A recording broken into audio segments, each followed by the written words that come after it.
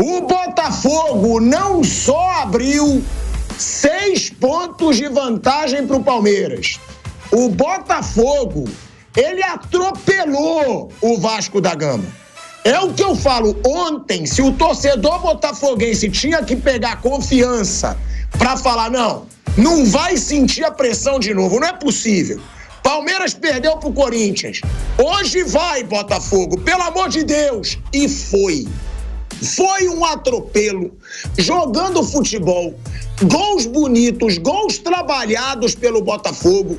Um time que hoje sim, não tem como negar, o grande futebol do futebol brasileiro no momento. É o do Botafogo. E vai ser muito justo, na minha opinião, se o Botafogo for campeão brasileiro e campeão da Libertadores. Porque é o time que mais joga, foi o time que mais investiu, é do futebol. O time que mais investe, aquele que quer aprimorar cada vez mais o espetáculo, merece ganhar. Contratou Luiz Henrique, contratou Almada, contratou o Telles, é lateral de nível de seleção brasileira, contratou o Igor Jesus, é um Botafogo que hoje dá gosto de ver jogar e que assusta os adversários. Eu tenho certeza que nesse momento o Palmeiras está assustado. Eu tenho certeza que nesse momento o Atlético Mineiro está assustado. E acredite se quiser, sobrou para o maior rival do Botafogo. O Textor, que tá grandão mesmo, o Textor tá grandão, ele deu uma zoada no Flamengo, tá? Logo depois do jogo, claro, o Textor sabe fazer mídia, ele sabe que zoando o Flamengo, ele vai tomar uma dimensão gigantesca e sobrou pro Flamengo, que o Textor falou que ia dar chute na bunda do Flamengo. Já a gente vai falar dessa rivalidade. Temos que falar do jogo, temos que falar do Palmeiras, hein? Que fica a 6 pontos do Botafogo. O Palmeiras, nesse momento, tem 6 pontos de diferença aí atrás do Botafogo e pode ser que chegue no confronto direto sem poder passar o Botafogo na tabela. Já que o próximo jogo do Botafogo é mais fácil que o do Palmeiras, hein, gente? O próximo jogo do Botafogo é contra o Cuiabá, no estádio Newton Santos, e o do Palmeiras é contra o Grêmio no Allianz Parque. É muito mais fácil você pegar o Cuiabá em casa do que o Grêmio em casa. E o Botafogo pode abrir ainda mais essa vantagem para o Palmeiras. Mauro, que atuação convincente do Botafogo, hein, Mauro? Atropelou o Vasco da Gama. Já começou o jogo fazendo 2 gols praticamente seguidos, um deles num erro ridículo do Hugo Moura, mas que o Botafogo tomou a bola e fez uma jogada linda de toques rápidos até o gol do Luiz Henrique. E que fase, né, Mauro? Desse Luiz Henrique que hoje, se bobear, eu acho o Estevão o melhor jogador no Brasil, mas eu acho que a melhor é do Luiz Henrique, né, Mauro César Pereira? Foi uma vitória muito tranquila do Botafogo, né? Eu acho que aí entram as virtudes do Botafogo e os graves defeitos do Vasco. O primeiro gol, o Savarino finaliza completamente livre, né? Sozinho, né? Começo do jogo, é um belo chute, né? Sem dúvida alguma, mas o cara não pode chutar uma bola sem marcação nenhuma dentro da área, ainda mais no começo do jogo, né? Quando está todo mundo concentrado, atento, pelo menos em tese. Então, acho que esse jogo de ontem diz muito sobre a ótima fase do Botafogo e sobre a fase um tanto quanto fantasiosa do Vasco, né? O Vasco, aos trancos e barrancos, disputando pênaltis, foi até muito longe na Copa do Brasil, chegou à semifinal, mas o futebol deixa a desejar. O Vasco é uma equipe com muitos problemas ainda, me parece, e ontem isso ficou muito claro contra um time forte como o Botafogo, numa ótima fase, e motivado ainda mais pela derrota do Palmeiras para o Corinthians, né, que permitiria, como permitiu, e o Botafogo aproveitou a chance, ampliar a sua vantagem na liderança para 6 pontos. É uma vantagem muito importante. O Botafogo pode até empatar um jogo e o Palmeiras vencer, ele vai ficar com uma vantagem de 4 pontos. Isso imaginando até o dia do confronto entre as duas equipes no Allianz Parque, dia 26, 4 dias antes da Copa Libertadores ser decidida pelo Botafogo em Buenos Aires contra o Atlético Mineiro. Ou seja, o Botafogo pode empatar um jogo e vencer os demais, são 3 jogos, né, até lá, e dessa maneira, o Botafogo, ainda mesmo perdendo para o Palmeiras, ele viajará até a final da Libertadores na Argentina com a liderança do campeonato. Acho que esse é o ponto fundamental na estratégia do Botafogo, ter pelo menos 4 pontos. Tem 6, então é uma situação muito confortável para assegurar até, quem sabe, de forma antecipada, o título brasileiro. E o Vasco tem a ambição de chegar à Libertadores, tem que corrigir muitas coisas, não sei se vai conseguir, eu acho que o trabalho do Paiva, ele tem lá suas virtudes, melhorou, mas também em relação ao que era antes com o nosso amigo Álvaro Pacheco Boina, né? Tomou de 6-1 do Flamengo e tal. Ontem escapou de tomar outra goleada de 6. Porque do jeito que a coisa começou, ainda mais com o homem expulso, com o João Vitor tomando outro cartão vermelho, segundo dele pelo Vasco, o Botafogo poderia forçar a barra e fazer um placar mais elástico, mas, de certa forma, até dosou energias e ficou num placar não tão amplo assim, mas uma vitória muito segura e muito tranquila. Muito tranquila. Não parecia um clássico, parecia Botafogo, um daqueles times que vem da segunda divisão, que briga para não cair, tal a facilidade com a qual o líder do campeonato atropelou o Vasco da Gama. Foi um atropelo, né? E um atropelo, Flávio Prado, você já disse aqui várias vezes que é o time que você mais gosta de ver jogar. Eu acho que todo mundo, né, hoje no Brasil, vê o Botafogo como o grande futebol do país no momento. É o time que tem mais regularidade de jogo bom, pronto. É o time que ataca, é um time convincente, é um time que busca o gol, que trabalha rápido a bola. A quantidade, e foi como o Mauro falou, né? Ele estava livre, mas que golaço do Savarino ontem. A grande maioria dos jogadores de futebol brasileiro ia zunir aquela bola de primeira no cruzamento do Telles. E foi um golaço do Savarino, foi um golaço para mim o segundo e o terceiro gol, todos com jogadas trabalhadas desse time do Botafogo. E aí, Flávio, mostra também o trabalho do treinador, né? Porque a gente falou muito, eu falei, muito dos investimentos, que é o time que merece, porque é o time que está botando mais dinheiro, que está contratando os grandes jogadores. Só que o treinador é o que faz esse time jogar, é o que faz esse time ter jogadas trabalhadas. Foram muitas jogadas trabalhadas e de toque rápido desse time do Botafogo, e não é a primeira vez que a gente vê isso. E é um Arthur Jorge que, se ganhar os 2 títulos, para mim, é delicado falar, mas o Botafogo realmente ele nunca teve um ano parecido. Pode se tornar até o grande treinador da história do Botafogo, o Arthur Jorge, sendo campeão, jogando bem, de um brasileiro e de uma Libertadores, no ano que ele chegou. Porque ele chegou no começo do ano, vamos lembrar. Ele pegou um time destroçado pelo Thiago Nunes, que não se classificou nem para o mata-mata do campeonato estadual. Chegaram reforços? Claro. Mas o Thiago Nunes não tinha time para pagar o mico que ele pagou no Campeonato Carioca. E aí o Arthur Jorge chega, coloca esse Botafogo bem favorito agora ao título brasileiro, e podendo ser campeão também da Libertadores, Flávio. É um baita trabalho do Arthur Jorge, né? Boa tarde, Pilhado. Boa tarde, amigos. Realmente o Botafogo faz um trabalho bem legal. Vocês falaram dos gols, todos são bonitos, mas o segundo gol foi uma delícia de ver, né? Inclusive, ele vem trocando o passe dele lá de trás e a finalização do Luiz Henrique é um negócio extraordinário. O Botafogo tem 2 jogadores como o Savarino e o Almada que fazem toda a diferença. Eu destaco muito, o que eu mais destaco no Botafogo é o pessoal captador de informações. Né? Tá me fugindo o nome do Scout. Do pessoal do scout do Botafogo. Esse pessoal merece muito destaque. Esses jogadores vieram, quase todos por um preço muito bom. Por exemplo, esse centroavante, o Igor Jesus, que hoje talvez seja o centroavante mais efetivo. Não, seguramente é o mais efetivo com a condição do Pedro. Um jogador veio de graça, praticamente, um jogador que ninguém conhecia, não sabia quem era. Acabou chegando aí o Bastos, um jogador também pouco conhecido. O ano passado não estava sendo aproveitado, esse ano veio, entrou o Alexander Barbosa, enfim. O scouter do Botafogo merece muito respeito, trabalho muito bem feito. E o time está voando. Cada vez que o campeonato para, ele volta melhor. Ao contrário do Palmeiras. O campeonato para, o Palmeiras volta pior. Então, sem dúvida, o trabalho está sendo bem feito. O treinador está conseguindo passar as ideias dele para esse elenco. E o elenco é muito bom. É muito bom. O time do Botafogo, realmente, o que foi feito, quando o ano passado o time micou, né? Poderia acontecer o quê? Desiludiu? Não, ao contrário, reforçou mais. Cobriu a aposta. E hoje é um time diferente, com alguns jogadores do ano passado, sim, mas quase todos na reserva. E dobrou a aposta. Trouxe jogadores melhores, com nível ainda mais elevado, com o respaldo, e está dando muito certo, merece muito ser campeão brasileiro e também ser campeão da Libertadores.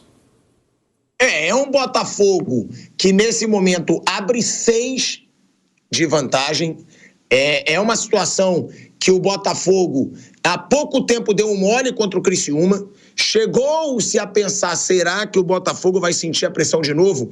Agora abre 6 pontos. Abre 6 pontos de um Palmeiras que realmente não vem convencendo muito nos últimos jogos, tá? Aí é o que eu te pergunto, Mauro César Pereira. É um Botafogo que é muito forte e que realmente está muito difícil de ser batido, ou dá para questionar também o momento do Palmeiras, que ficou fora da Copa do Brasil, ficou fora da Libertadores e nesse momento vai se distanciando da liderança do Campeonato Brasileiro? Porque é uma preocupação para o torcedor palmeirense, né? O torcedor palmeirense, ele falou, tá bom, foi eliminado das Copas, mas agora vai focar no Brasileiro, vamos recuperar. E está cada dia mais difícil. Porque agora o Botafogo abre 6 pontos e tendo como próximo jogo Cuiabá em casa. Já dá para questionar um pouco ou não? Ou é o Botafogo que está muito forte mesmo, Mauro? Não, dá para questionar muito, pô. O que se falava do Flamengo? Ou vai se falar se perder a Copa do Brasil domingo? Que a temporada é o quê? Um fracasso, né? É o que todo mundo vai dizer, ou quase todo mundo. Porque, ganhou só o estadual. O Palmeiras e o Flamengo são os times aí que têm dinheiro. O Palmeiras contratou vários jogadores no meio do ano. Além de ter o Estevão, uma grande revelação que você já citou, o Palmeiras tem a manutenção dos seus jogadores mais importantes há anos, exceto, claro, Hendrick, que é um caso à parte, mas vendido por uma fortuna, que viabiliza contratações como a de Felipe Anderson, como a de mas veio sem multa, mas você paga luvas, tudo, não chegava por 2 mariolas e um pastel. O Maurício, o Giai, e por aí vai. O Palmeiras se reforçou, manteve seu elenco, tem lá os seus jogadores, investe pesado numa ótima comissão técnica e tal, vitoriosa, e de repente se ganhar só o Paulista nesse ano, embora tenha sido um tricampeonato estadual, vai ser decepcionante. Até porque o Palmeiras foi eliminado dos 2 mata-mata precocemente e acumulou com isso 7 eliminações seguidas em seus domínios, no seu estádio em mata-mata. 7.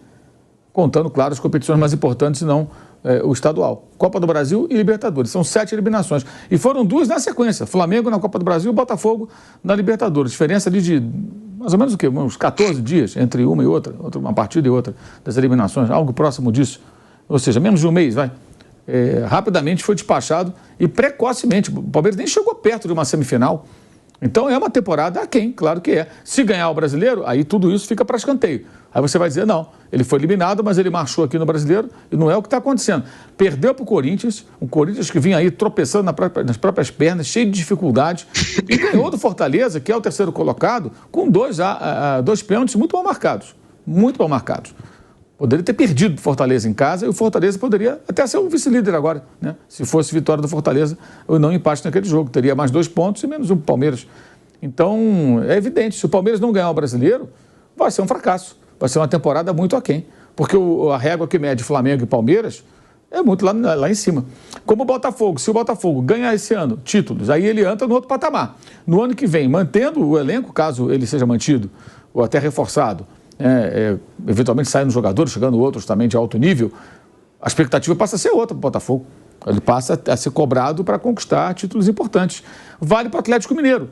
Tem jogadores caros, é um elenco dos mais caros do Brasil. Se o Atlético perder as 2 finais, domingo agora e dia 30 para o Botafogo, vai ficar a priori fora da próxima Libertadores, a priori, né? A não ser que ele reaja no Campeonato Brasileiro, e terá o título mineiro apenas. O Atlético é pouco também.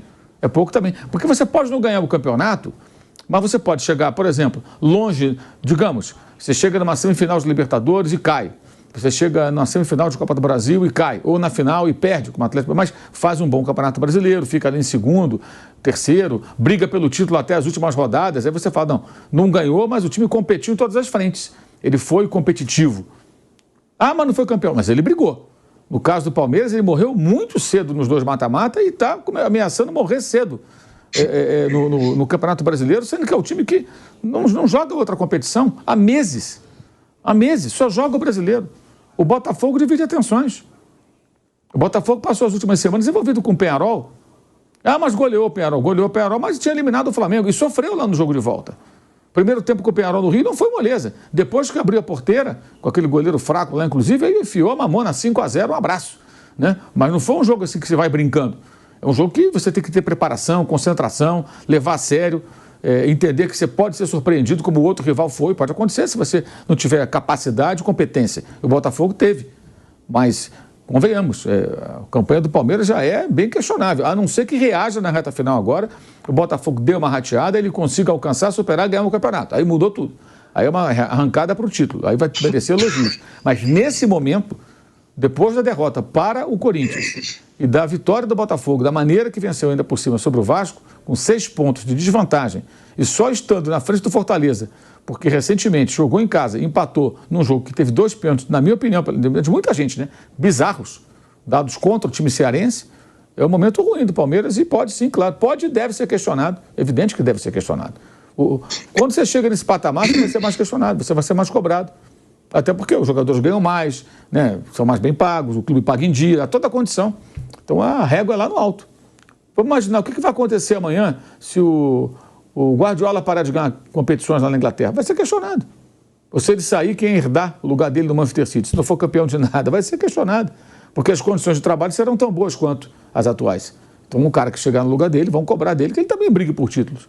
E tem isso, eu entendo dessa maneira. Se você consegue, pelo menos, chegar em fases agudas das competições e perde, você fala, cara, mas o cara competiu em todas as frentes aqui. Ele esteve perto de ganhar tudo e, de repente, não ganhou nada. Mas foi competitivo. Brigou, venceu, lutou, passou por fases eliminatórias. Mas não foi o caso, né? O Palmeiras perdeu, repito, são 7 eliminações em casa, gente, em mata-mata. Das competições mais relevantes, que são, respectivamente, a Libertadores e a Copa do Brasil. É isso, né, Bruno? E o Mauro lembra um fator que é verdade. A situação do Palmeiras poderia estar até um pouco pior se não fosse a arbitragem do jogo contra o Fortaleza, que teve ali aqueles 2 pênaltis, um deles bem duvidoso, na minha opinião, e o outro um escândalo.